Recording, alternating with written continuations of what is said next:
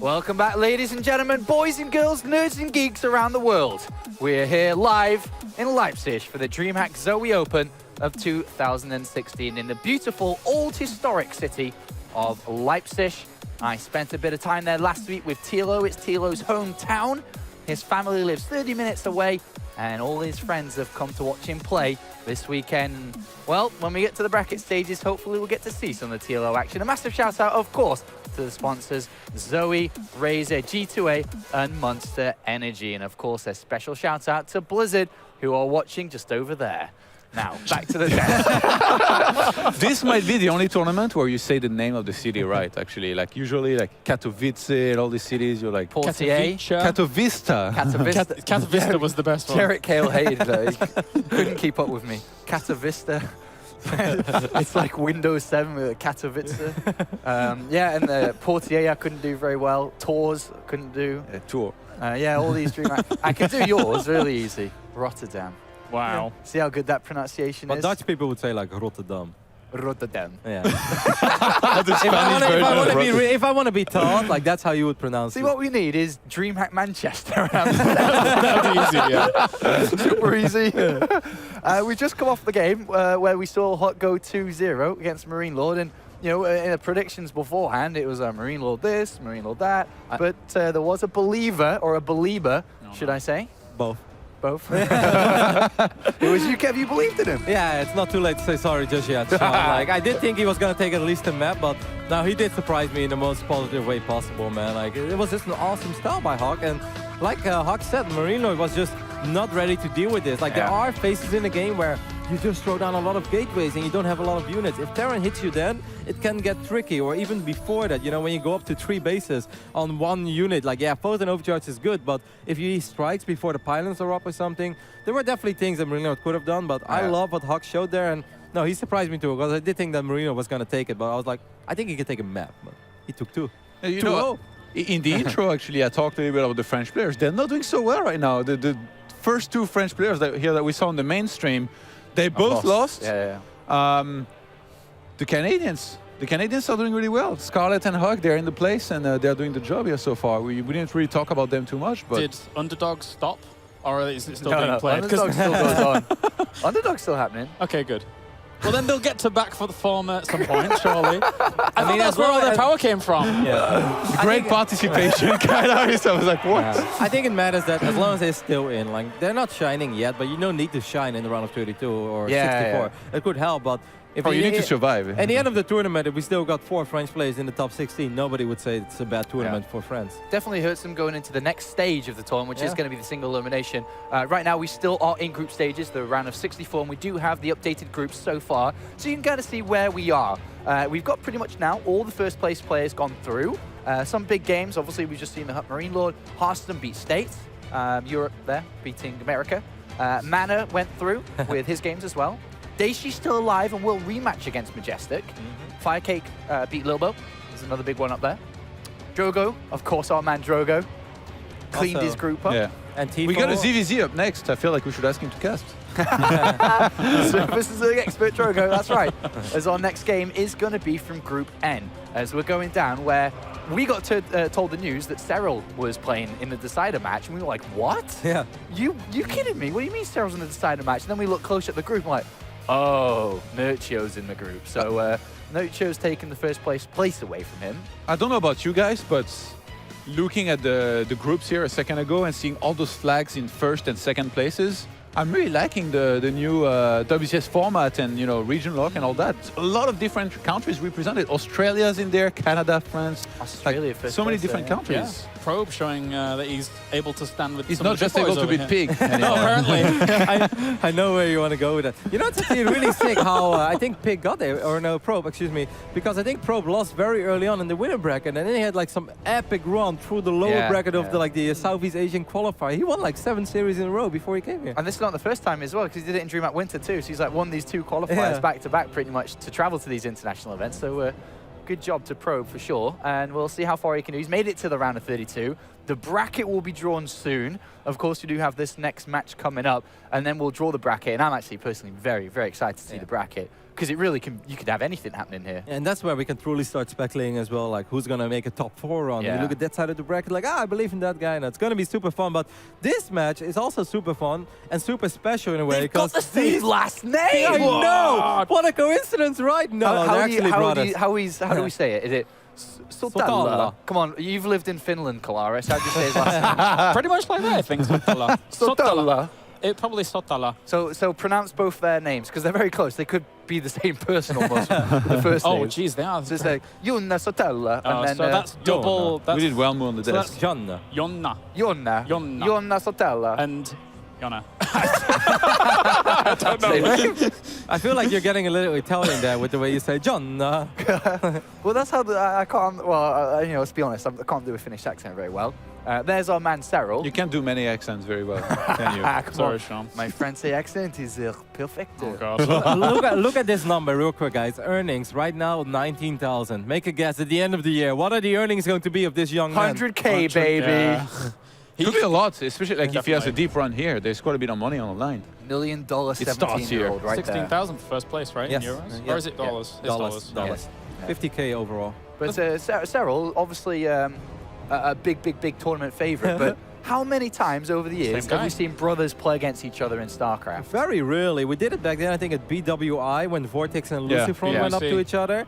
And I think Yeah. very early on in StarCraft 2, there were 2 other Finnish brothers, and you have to dig back really far. But Nama, the champion of the very first DreamHack, he was this Finnish Terran player. He had a brother that played as well. His brother name was Konna. He never did that well in StarCraft 2, but he was Yeah. good in Warcraft 3. But yeah, it's very unique. 2 Finnish brothers going up against Play each the other. same race. Yeah. There's 4 years difference between them, and you can imagine them growing up in the same house, playing in, you know, Yeah. That's crazy. opposite rooms. actually, I know, like- it's so cool. Like, I find it like the coolest thing ever. Like, I couldn't imagine playing against my own brother at a DreamHack. Yeah. Do you know how weird it is? There's like so many other things on the line than just this tournament. You probably I would do the Roddy Chopper right Yeah, before I playing. wouldn't You, be- like, break you mentally before the series even Like, begins. We do not, you know, encourage violence at esports events, but I know my brother wouldn't care. Like, if I would beat my brother, he'd beat me, so I would have to let him win.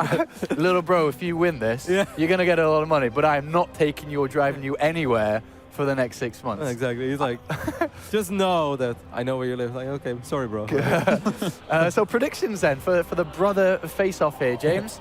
I've got to go with Serral. Has I mean, to be. yeah, Protosser started his career way better than Serral, but then as the years have gone on, Serral has surpassed him in a lot of ways. It's funny because Protosser played StarCraft like at the very beginning, like Yeah. 2010, and He did. 5 years ago. He had So a good Serral would have been run like there. 12 years old. He had a good run at the DreamHack once, Protosser. That he was kind of like the next hot thing. Like, oh, that guy Protosser is really Yeah. good. But Your prediction, Kev? yeah, Serral 2-0. Protosser is good, but Protosser is the type of guy that like I run into on ladder very frequently. So, you know, like, yeah, like I know he can play, and he definitely beat me quite a few times, but beating me, that's not a feat. Beating Serral, however, you know, something very special has to happen here, but it is still a very unique match. You know, it's 2 brothers. Maybe like, if you could say if one guy knows Serral, it's probably his older brother. But I still believe that Serral is just mechanically too strong right now. Parents going to be watching here, Todd? Yeah, probably. And I feel like, I mean, whoever wins, they'll be happy for that one that advances. But Serral definitely the favorite. Like Protosser is a grandmaster type of player, but Serral is a top 3 grandmaster This is like, material guy. So this is really one of those classic scenarios where people often discuss, you know, on Reddit Team Liquid, like, how well would your average Grandmaster League player do against one of these pros? Well, this is where you see it. Protosser is your regular Grandmaster League player. Like, they're not bottom, but definitely not top either. You know, he's coming in the middle of the pack. Yeah. And now he goes up against one of Europe's best, which is his little brother. And I think we're going to see the difference. All right, thank you very much, guys. It's time to go to our last game of group stages before the single elimination bracket gets drawn. Let's jump in. All right, thank you very much, Sean. We are getting on to Dusk Towers for game number 1 here between the brothers, as Serral looks to stomp all over his older brother. Let's see if Protosser can put up a fight. So up to the top left, we do have our top right, of course. We have our red Zerg representing My Insanity. It is Serral. Almost top even. It's not even like completely top right. It's near enough. And on the left bottom side of the map, we've got the older brother of the 2, looking at the blue base of our Zerg player. It is Protosser. Of course, also hailing from Finland. Finland has always been able to produce some good upstarts and players. Of course, you've got people like Elfie over there. Serral is by far #1 in that region at the moment, of course, though. Let's not forget Wellamo. He's also won his group, actually, or at least he was the runner-up. So we already have one Finn advancing. It's very cool to see multiple Finnish players in this tournament. That's something that I like. I like seeing the Scandinavian countries be well represented because they had such a strong history within RTS. And I would almost hit that Sweden is struggling a little bit right now. You know, it's been a while. Denmark has Bunny, but Bunny is unfortunately not here due to Axims. We got a couple other good players. You know, Lila Cannon is here. Space Marine was here as he's already been eliminated. But I think Serral is the Scandinavian hope of this tournament. Oh yeah, he's looking on point right now in 2016. I think he himself hasn't really lost to many people at all in 2016. He lost to people like Marine Lord, Bly, Showtime, and Innovation, and that's it. Nobody else. Nobody else in the tournaments that he's been playing so far. So he's very much on point right now. Of course, the year is still kind of fresh and new, and we haven't seen too many games yet. It's not like Serral's already won 70 events, but he is just one of the hottest players in Europe right now, and we have big expectations of him. And with this WCS format that we're having this year, you know, if Serral will not at least triple the amount of prize money that he won right now in his career, I'd be shocked, because I'm expecting this guy to make bank this year. Yeah, he should do, especially with when you actually get into the money now. Top 16 here, 1,000 instantly. So that's so motivating for so many players. That's something we didn't really talk about yet. Well, the openings in this ZvZ so far are very identical. You know, brother love is brother love, and they're having a gentleman's agreement over here. It's like, let's just play a macro game, right? Yeah. So it's pretty damn even. Bailing Nest probably will go down at the exact same time. But to talk a little bit about the payout structure, top 16 gets money here. Do you know how awesome that is? If you're a young player, you're like, should I go to Leipzig or not this weekend? Like, it's going to be so tough. In the past, you had to defeat, you know, 4, 5, 6 Koreans to even make it to the money. Now you don't have to do that. You can actually just play against people that you're familiar with on ladder. You can walk away with $1,000. That is so big. If you're a starting pro gamer, you're 16, 17 years old, you win 1K, you want to do this again. Next time you might win 2K, 5K, you know, and before you know it, you're into the semifinals and you're making a lot of money. So I think I love this payout structure. It's very motivating for all the players. Far cry away from the DreamHacks of old where only top 1 got paid. But, whoa, even getting this drone could be great here. Very close. Oh, he managed to get it. Yeah, Protosser is actually getting good exchanges so far. He wins the little link skirmish. He went up to 3 bases a little bit quicker. He was 1 or 2 drones ahead for the majority of this game as well. And now he's a solid 35, 40 seconds ahead when it comes to the 3rd hatchery. So far, so good for the older brother. Yeah. I mean, if anybody's going to know Protosser and Serral the best, it will be those two. They know exactly how things are going to go. Is that drone always going to derp? Yeah. Oh, he has to fix that. Oh, my God. Because you're losing. Look at it. Oh, yeah, okay, he fixed it. There. That's very nice.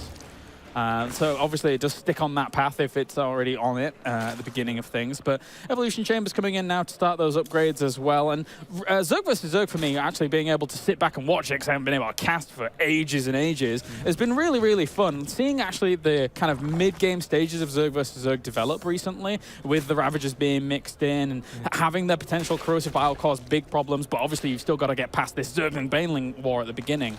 Yeah, it's definitely fun. I think corrosive bile is a very interesting addition to this matchup. It forces players to be more active rather than just shoving a bunch of roaches in each other's face. And you know, let's see how this goes, and the run with the reinforcements is going to win. With Ravagers, you can really get decisive victories, and I think that made ZvZ a lot more fun to watch because the battles are much more micro-intense than they were before, where it was all about engagement, positioning, and let's take it from here. Now there is so much micro involved. Also the balance of those compositions, but small talk about that in just a bit. I mean, you can already see Serral is making moves slowly towards that, getting the range upgrade while these skirmishes continue on here. Baneling for Baneling, perhaps. Well, that's 2 Banelings for no Baneling, actually. That's a little bit sloppy there by Protosser, but we can afford it. He's still doing very well in every other department of this game. He did fall 2-3 workers behind, but he should have slightly more lava to work with from this point on, so I think it's going to be fine. Like, he's definitely not behind. The +1 will definitely help Serral quite a bit, that little bit quicker. But again, when it comes to Roach Ravager, and what's important is to get the balance right, because Ravagers have less health technically, so you need to have enough Roaches to be able to tank for them. And Ravagers having 6 range compared to the 3 range of Roaches means that if you've got the right balance, you can have a lot of damage output against your they're opponent. always shooting. They won't be derping in the back of the army waiting for, you know, like, oh, I'm finally in range to shoot. Like, no, they'll have the range to always shoot. And let's not forget that DPS is very high as well. They shoot fast. fast, they do a lot of damage, and they've got that corrosive bow ability. So it is indeed all about having the right mix. You know, Ravages are awesome, but don't send 10 Ravages against 10 Roaches because they'll die very quickly as well. Not 100% sure as Protosser just yet of how much gas income was coming on there for Serral at the back, because he's taken this gas actually quite late considering back there. So technically we should see Protosser having a little bit more gas coming in to fuel that kind of mid-game composition. Other than that, it's still very even. I mean, they're just doing the good old Link Bane dance. Good micro there by Serral, you know, not allowing a single Baneling to get picked off by a single Zergling of his brother. He's gonna try it one more time now, and this time the Banes do explode, so very well done. And now it should be an easy hold for Protosser as he still has a Queen there and 2 defensive Banelings. The continue of that defense as well. And overall, you've also got to be careful of where your kind of outward lying overlords are against Ravagers, because 4 hits will easily kill one of them if they are out of position. But of course, you know, having Pneumatized Carapace for them means that they can get out of those positions quite quickly. So interesting to see Protosser going up to 4 bases before Serral is doing so, and he's also taking it in a rather aggressive manner. Sometimes you see them taking it, you know, more on the up side, but it could be a very annoying to defend against run-bys. This is a little bit easier to defend, but of course against a big attack, it's a little easier for your opponent to get a good position there. But it does make sense. There's a lot of roaches have been produced here by Protosser behind all of this. Army supplies, though, almost dead even. Work accounts almost dead even. It's really just telling that +2 that started for Serral, whereas +2 has not just yet for Protosser. So he's been dumping so much into his roaches at this point in time. This is very fun as well, of course, in ZvZ these days. It's a lot easier to pick off Overlords. You don't need Mutalisk or you don't need Hydralisk anymore. Now with Ravagers, you can already deny some vision, and that makes this a lot more of a dynamic matchup as well, because now suddenly you can make things happen. You can go for run-bys without your opponent always spotting it and having plenty of time to react against it. Lurker then going down already as well for Serral. Ah, interesting. That's cool. So definitely some good zoning capabilities and a strong defensive capability for him there. As Protosser's not really being too eager about going for these engagements just yet. I kind of feel that Protosser is gearing up for a big attack. There are 17 Roaches on the way now, no more Overlords, but I kind of just feel like he wants to get a fight going. That's kind of a sloppy place to warp your Roaches. Both of them get picked off. No Ravagers for you at the moment. And Serral, of course, like he's kind of faking aggression while having a run-by, or it was a link drop. I don't know what it was, but Serral is doing some very good work here because he's buying time for Hydralisk. And of course, even more important, maybe for Lurkers. Yeah, that Ling run by quite successful. Good job he didn't lose it in the Baneling Ling Wars earlier on. He wasn't really finding those from lava that need to be spent on roaches. Now he saved them from the early game, which is all important. But oh, look at this. Going for a potential drop here with 7 roaches. That is a lot of firepower down towards that second base. Yep, it's quite a bit of a commitment as well, but it's all right because you will always force your opponent to return. When you drop 7 roaches in your main, if he ignores that, he's going to lose pretty much everything against 7 roaches. So he needs to turn around, he needs to defend against this, and let's not forget, on the other side of the map, +2 is done, Lurkers will be soon on the way, and that's everything he wants. Actually, Protosser is not turning around, that means he is going to lose a lot at home. But will he be able to win this fight here? He definitely doesn't have the upgrade advantage, but that's not that many Ravagers that he has in the back there. A few more extra will pop. He has a lot of roaches at the front, though, to try and tank this up against it. If he kills off the roaches at the front and evades some of those corrosive biles, he could do quite a lot there. But he is losing a lot back at home with 10 drones already going down. But he's kind of crushing this fight, though, James. Look at it. He's going through all the roaches of Serral, and the younger brother is in a little bit of trouble. He's forced to pull all the drones. Oh, my God. Corrosive bile raining over all these roaches. He also forced Serral to reproduce roaches, because Serral realized he wasn't ready yet. So no Lurkers, no Hydras. Look at the supply. Protosser is still quite a bit ahead. Yeah, a Protosser went for this full gun-ho mid-game attack. He has been held off, though. He doesn't have any more roaches at the front. That means that the Ravagers were a little bit exposed there for a moment. Reinforcing roaches are going to come in from Protosser.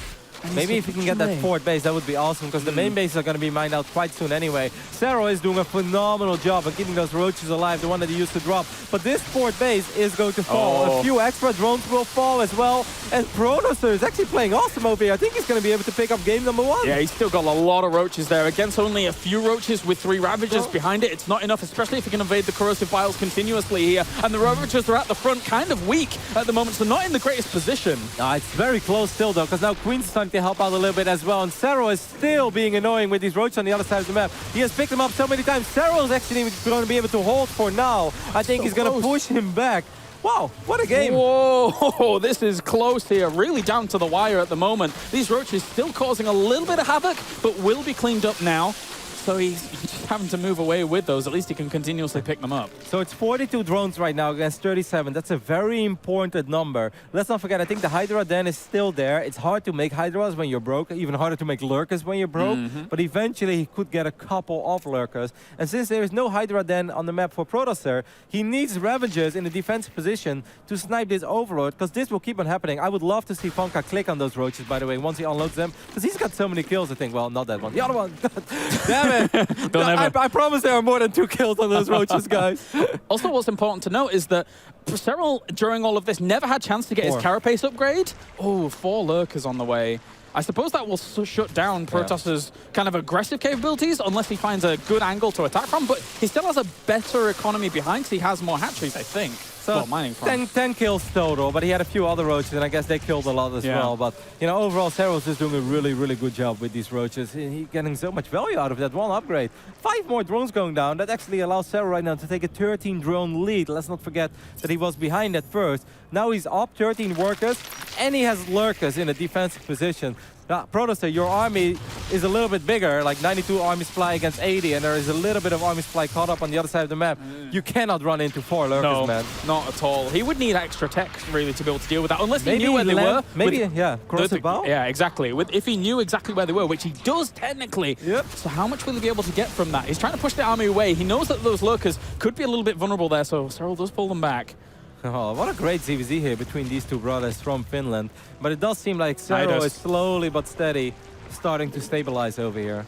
All right, this is a ditch attempt, really, for Serral to break out of the position that he's currently in. He can't just move the Lurkers forward fast at all, by any means. He needs to kind of hold on from that position. The Nidus is going to really put the wrench in the works here for Protosser. Yeah. The moment that Nidus goes down and he unloads 4 or 5 Lurkers into the main base, like, I think Protosser just has to accept that everything is going to die because you just cannot run into Lurkers. That was a great pickup of the Overseer at the front. I don't think he has another Overlord too far forwards just yet.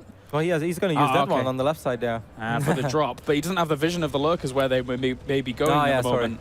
Sorry. So, for now, the Nidus does unload a few units here, and that's actually a bit more than I was expecting to go across, because there's not really much to defend against that. Is he going to use the Lurkers as well? The Lurkers are not unloaded just yet. He could actually land corrosive biles on the Nidus network. Maybe Serral should try to get another network going down in the main base. Yeah, that's what he's already doing. That's very smart. Here come those Lurkers now, I think. He's going to unload the Lurkers via that one. And he can't really go up that ramp either. The corrosive bile will shred him to bits if he actually goes for it. He drops it on towards the Nidus one. The corrosive biles picks that up. Could easily start another one, though, but he doesn't have that many minerals, so he's got to kind of go with that. One is already about to pop, though. Yeah, the new Nidus network is going to go down, but just such a superior position on the top of that ramp, having a beautiful concave there. Protosser is trying to make some magic happen. Here are those Lurkers. You cannot come up that ramp. You've got to be very, very careful at this point. He does have an Overseer there. This Overlord's going to end up dying. That hurts, actually. That's like 4 roaches in that Overlord that just went down. In this phase in the game, 4 roaches make a massive difference. He knows where those Lurkers are. They haven't unburrowed. He sniped another Overseer, I believe, with corrosive bile once again, and he's spreading himself out here as Serral. Serral is making a great recovery in this game. And let's not forget that he could still eventually evacuate here if he drops another Nidus, or he can still use this one Nidus network. So you can just take out all these tech buildings here, take out the main, take out the pocket expand, take out that roach one as well, and then just go back to your side of the map. This is awesome play by Serral. Beautiful move. Definitely. I mean, thinking about what happened when he was on the back foot, he had the Lurker Den, it didn't really do much for it. Nice little save. To move them around. And he's doing such a good job in avoiding those corrosive bow hits as well. Yeah. But I thought that the Lurkers weren't going to pay for themselves, but look how much they've done now with this Nidus play here from Serral. Oh, and I love this the most, you know, just go back. You've done what you wanted to do. You cleaned up 2 bases, you took out tech structures, and now you just go back to the other side of the map. That's a nice little pickup there, actually, for Protosser, getting the 4th base and 1 Lurker. But he's down quite a bit in supply. Yes, he is. Serral here still has quite the army indeed, and there's not a whole lot of opportunity for Protosser to engage against it. I don't think he has any Lurkers himself, despite having a Lurker Den. So it's not the easiest. He does have money, by the way. That's the most interesting part. Maybe he was worried that units would pop in the wrong space, or maybe he just didn't feel like producing anything just yet. But if he makes Hydras and Lurkers of the money that he has, then this is actually still a very even game. And let's not forget, the one silver lining for Protosser here is that he has +2 armor, and that could actually make a pretty big difference. Oh, okay. Man, imagine if he had those lurkers quicker, James. If he has a couple lurkers here, I actually love Protosser's position. Yeah, I have to agree. That's a ton of lurkers that we have for Serral, though, who is slowly leapfrogging them forwards, basically siege tank style. And they're getting into a great position here to try and wait. Where are they going? They're not, they didn't burrow, they didn't do anything. That wasn't a great position. That was bad. But now they're kind of sacrificed. Actually, the entire army is moving on top of this. This could be almost a bait and switch in the end, as Serral is landing down corrosive biles against an army that is completely trapped. But lurkers from the high ground are able to push this away. Yeah, Protosser just wants to do one thing right now. That's get away from these lurkers of Serral and get back to your own lurkers. You just have to accept the fact that this fort base is going to fall and just hold on. Like, yeah, it's so hard because he's down 100 supply right now, but he just needs to spend the money. If he would have been able to spend that money. And he wasn't able to quick time reaction on his lurkers. He wasn't able to get them away from the corrosive biles there from Serral. Yeah, I guess he just had no larva. GG. What a great first game, man. That's an awesome game between these two brothers. Serral going up 1-0 against Protosser. You know, James, like looking back at it, I really think it's just the Nidus taking out the main and that pocket expand. That's 2 bases gone.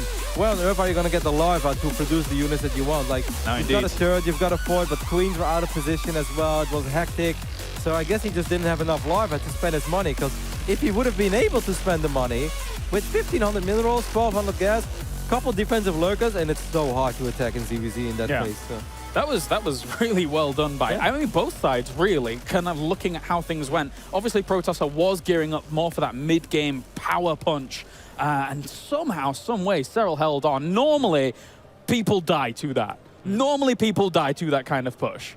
In that situation, at least. But Serral holding on, sacrificing the drones and keeping going. No, that was crazy. That was like right at the moment where Serral's almost ready to transition, and he's also having some supply caught up on the other side of the map, which he did a phenomenal job with. Because if he doesn't kill that much, then I think that there is a certain point where it will snowball, and units just keep on streaming across the map, and I think that Protosser will be able to pick up the victory there. But I don't know, it was just an awesome ZvZ, man. Like, it started off a little slow, but at a certain point, and look at those 3 lurkers. But oh no, look at the cross of balls. I didn't even see those. He cancelled 3 Ravengers or lurkers.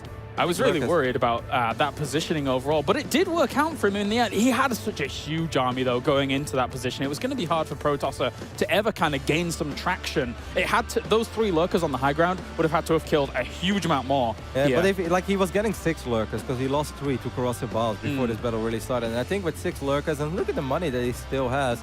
And of course, let's not forget that Serral in this moment, he lost his 4th base right before this.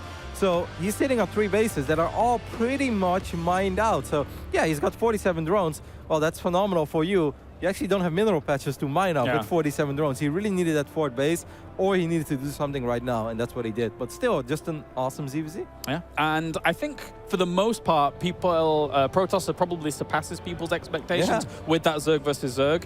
I mean, again, you know, he probably knows Serral really, really well and his kind of builds and how he's going to hit it, but he was almost able to eke out that game. Serral was sweating there for a moment. Because we were hyping this up, it's like, this is where you'll see your regular Grandmaster League player going up against one of Europe's best. Well, he made it damn close, James, but in the end, Serral was able to advance. But a couple things definitely went Protosser's way that game. But I think that also goes back to what you just said. Like, he knows his little brother, obviously. Like, I know that if I had a little brother, or an older brother for that matter, and he's into StarCraft as much as I am, I'd watch all his games. Like, that's like the coolest thing there is, you know? Exactly.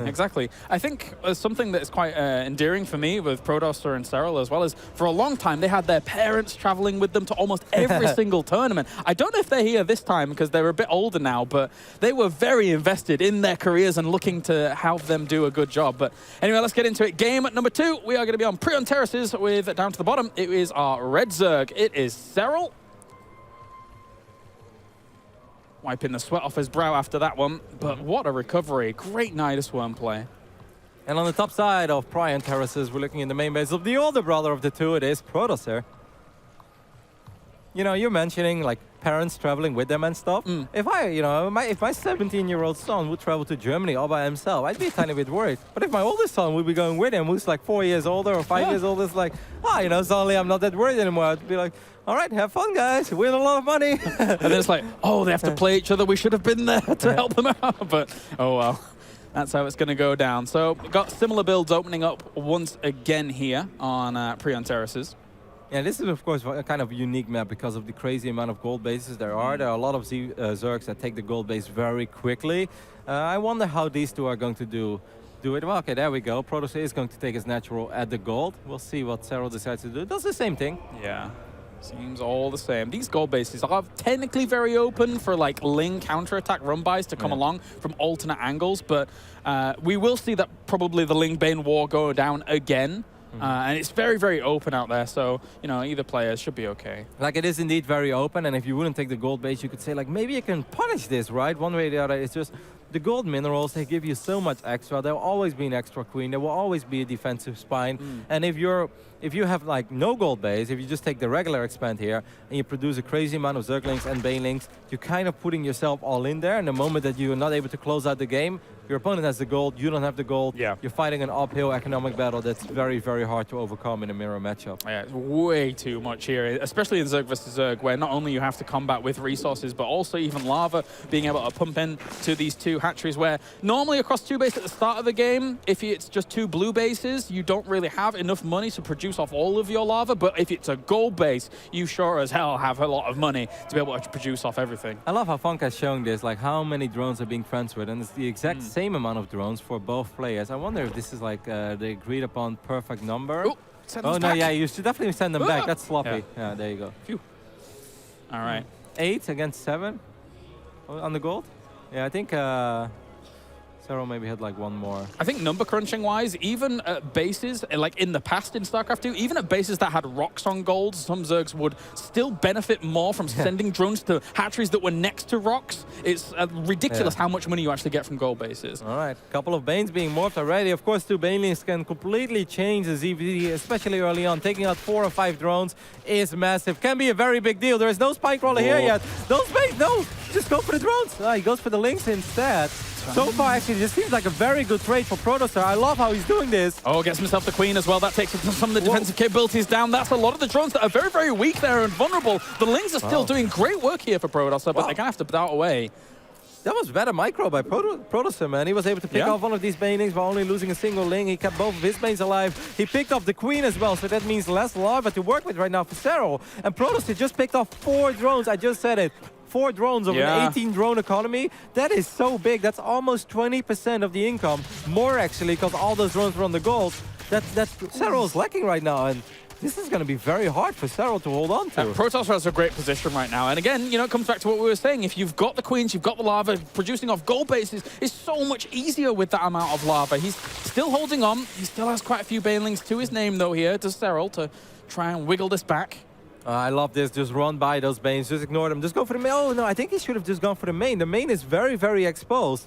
If those 8 Lings would have run into the main base, I think this would have been extremely difficult for Serral, because the Lings are obviously way faster than Banes. And by the time that those Banes would have made it to the main base, I think Protosser would have again picked off a Queen, again 2-3 drones. Precautionary measures with that Baneling on the ramp, just in case they do try and move on past. But separating a few Zerglings forward to bait these Banelings. It's difficult, though. Very difficult in these very, very fast moves. But this is the exact path I was talking about. And oh boy, have I been hit by that. These damn Zerglings coming from the left-hand side. He's trying another... Great defense. Really good foresight by Serral. A few do get up into the main, though. And he will try and kill off a few more drones. He's actually going for the Queen again. Notice that. Prioritizing the Queen. Will he get it? Very, very close to dying. And he manages to save it with the Zerglings.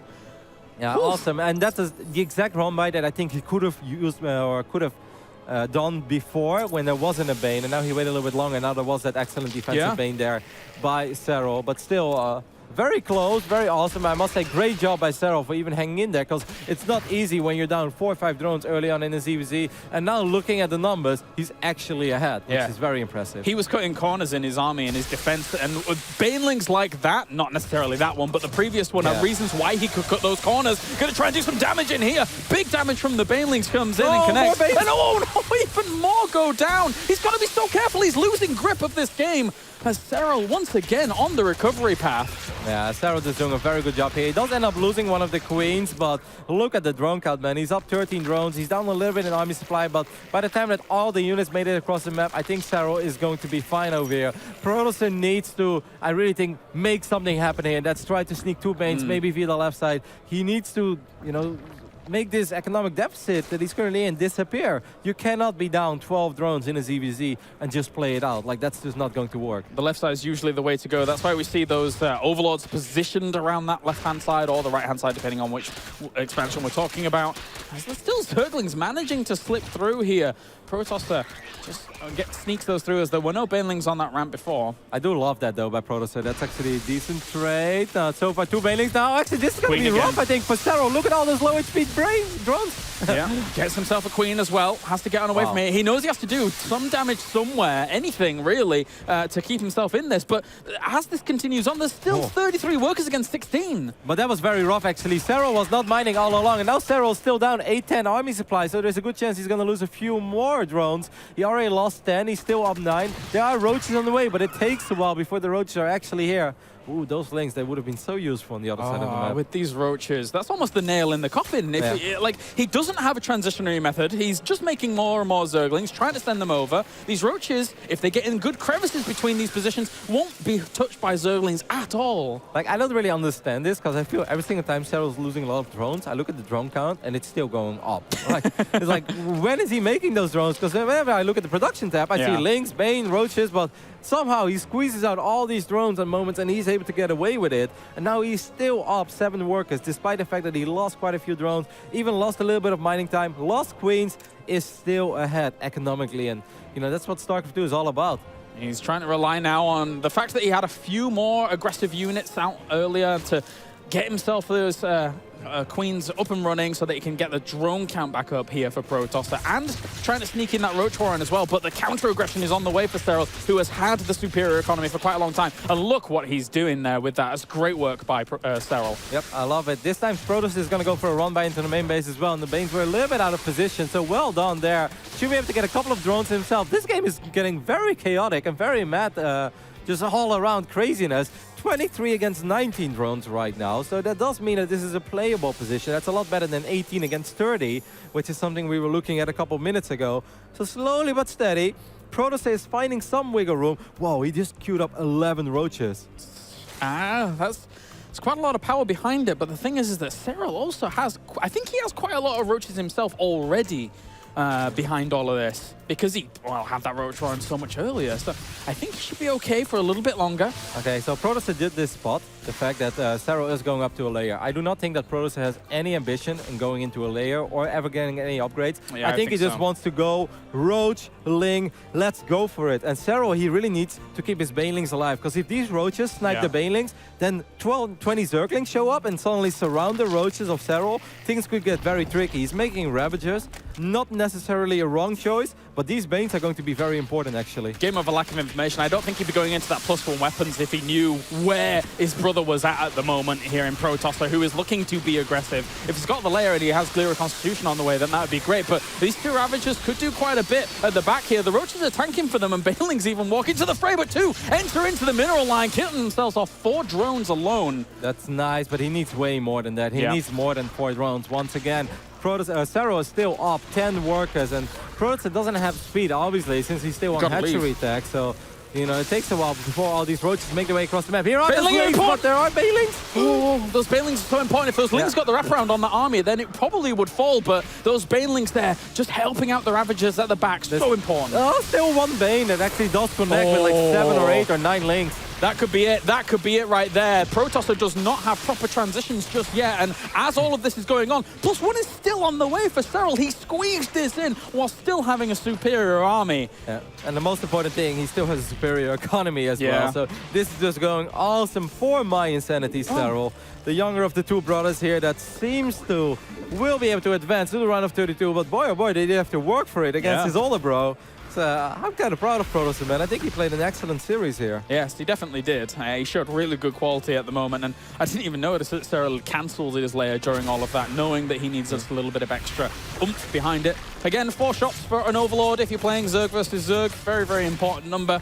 And he'll be able to completely, I was about to say ravage this position, but that would be the most terrible pun of all time. We're going to do that many times this year, don't worry, Tim. Oh yes, we are.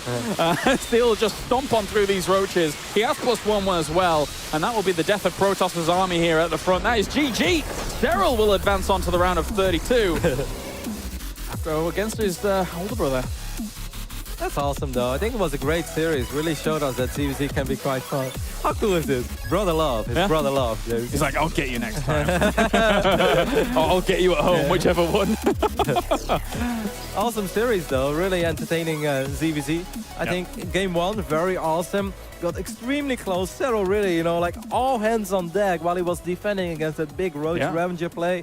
And even game two, like at a certain point, it's like he's down 5 workers and he's down an army supply. Like if you make drones now and your opponent keeps making links and banes, how are you supposed to defend? But somehow he did it. I do think there were maybe 1 or 2 moments where Protosser could have capitalized on the minor advantage he built for himself. But overall, just a very fun series. I liked it. Really cool. Again, I was actually one of the people in Zerg vs. Zerg in Heart of the Swarm that was like, yeah, I really like Zerg vs. Zerg. And even now, like into Legacy of the VOD, I really like Zerg vs. Zerg when it gets to these kind of, because it's so cutthroat, so back and forth. And you can see here, once again, these small engagements that Protosser was actually getting pretty good trades in terms of unit versus unit, but it's the economy that really matters here. Yeah. I love it. Like, he kills 6 drones. You look at the worker tabs, like Serral's still at 33. You what? You know, how did that happen? And these banelings, he did a really good job in avoiding them, but then there is one bane that does survive. I'm not saying that those links would have made the difference, but if this one bane that's about to kill like 10 links wouldn't have survived it, look at that. That's a big hit. That's so important. Just to have those 2 banelings with the army. If those Zerglings, we said it during the cast, you know, if they do get the wraparound on those Ravagers, it could be a whole different outcome to that fight. Yeah, for sure. But in the end, no surprise for us, you know, Protosser does advancing. The boys are back at the desk, and I actually believe that we might just go to Smix's corner itself from here. All right, Smix City and the skyline of nerds. Take it away. Thank you very much, Rotterdam. You're absolutely correct. We are here, the skyline of nerds, with a Zerg nerd here. We have Serral after he defeated his brother 2-0, and I know that was the expected result. You know, obviously everyone knows who you are. We know you've had more of the notable results and that. But when you actually look at the games, there were a few moments where it actually looked a little bit close. So let's talk about those games, especially game 1. There was a moment when Protosser attacked and it looked very almost dangerous for you. Were you worried at all that you could hold, or were you pretty confident just because you're just confident against your brother? Well, the first game, when the Roaches came, I actually thought that I was about to quit the game. Oh no. Because I lost everything basically, so I was pretty surprised that I managed to come back, but it was the Irish that did the work, so I don't think he was prepared for that. Even though actually I told about that build, that comeback tactic with him a bit. Oh really? Yeah, I did. So in terms of just talking with your brother, I know that earlier before this interview you said you guys are pretty close. So how often do you guys actually talk about different strategies and things like that? We don't talk too much about strategies, but yeah, I don't think we talk too much about StarCraft 2 overall, more of different things. But was it weird going up against him in this match? Obviously, this was the match that decides which of you two would move on in the tournament, so there's a lot riding on this match. So was it weird knowing that it was your brother that was standing in the way? Yeah, it was pretty stupid, to be honest. I didn't want that he was the one I had to play against. Yeah. I would have rather played anyone else, basically. Yeah. Maybe not anyone, but... But not your brother, not your family. Yeah. I think that makes a lot of sense. I'm just curious, like, for ZvZ, most interested in your thoughts on, because I really like the Overlord drop play that you used in Game 1 especially, but also the Lurkers. I feel like ZvZ's gotten a little bit more dynamic than Mass Roach. Do you enjoy playing this sort of style more than you did in Heart of the Swarm? Yeah, a lot actually, because it's so different. Normally it was just Roaches and it was every game. Yeah, just Roaches and Roaches. Yeah, now it's a lot more fun, and I think it takes more skill as well. And we didn't actually get to see it, but you advanced second place out of your group because you lost 2-1 versus Nurchio. And obviously everyone knows that Nurchio is a very skilled player, but what went wrong in that series? I felt like I played that series really well. The first game I won, I was pretty happy with that. But the second game I felt like I had an advantage, but I don't know, I just lost the game, and then the third game was similar as well. Except for he basically crushed me that game. Well, how are you feeling about this tournament in general? Obviously, this is the first big event of the year. A lot of non-Koreans were very happy when they found out about the new WCS system. Obviously, you see a lot less Korean faces than normal at sort of this DreamHack. So obviously there's a higher chance and likelihood of moving on to the top 8 into the money. So how are you feeling about your chances at this tournament? I think I have really good chances because I felt like Nertio was one of the best players out there, so and I felt like I had a really good chance against him. So I think I can go really far. All right, Nathanius, any last words for our Zerg player Serral over here? Yeah, just glad to see such good games and hoping to see you continue to move forward. I don't feel like you get enough credit for how high level you play in Europe. All right, well, thank you very much, Serral. And of course, that will wrap up our group stages here at the DreamHack Zowie Open. It's going to be the round of 32 next, and then best of 5s from here on out. It'll be Nertio versus Lilbo next, which is bound to be an exciting series. Make sure to let us know what you think that series will turn out to be. Hashtag DHOpen and WCS. Let us know your thoughts, and we'll be showing your cheeky tweets in the middle of the game at the lower third of the game. So make sure to let us know, and we'll be back after this break as usual, so stay tuned.